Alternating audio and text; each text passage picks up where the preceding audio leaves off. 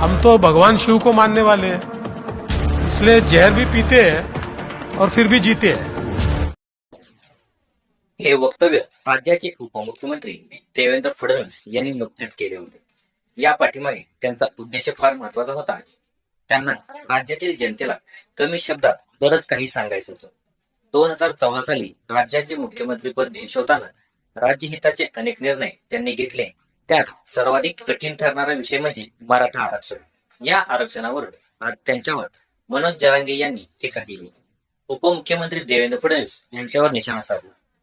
देवेंद्र फडणवीस मुख्यमंत्री असताना मराठा समाज हिताचे अनेक निर्णय घेतले गेले. सारथी संस्थेची स्थापना केली. सारथीच्या माध्यमातून मराठा तरुणांना स्पर्धा परीक्षा, व्यावसायिक कर्ज अशा अनेक योजना अंतर्गत मराठा समाजाचा सर्वांगीण विकास साधला. मराठा समाजाला आरक्षण देऊन ते टिकवलं देखील. अण्णासाहेब पाटील महामंडळाद्वारे कर्ज योजना असेल असे अनेक फायदे पोहोचवले. असे असताना मराठा समाजाचे उपोषण करते मनोज जरांगे यांनी फडणवीस यांना सतत टार्गेट केले. हे महाराष्ट्रातील जनतेला ज्ञात आहे.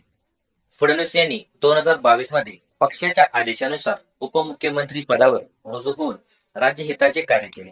अनेकदा विरोधकांनी देखील अशा प्रकारे चक्रव्यूह रचण्याचा प्रयत्न केला, पण देवेंद्र फडणवीस यांनी ही सर्व वादळ पेलले.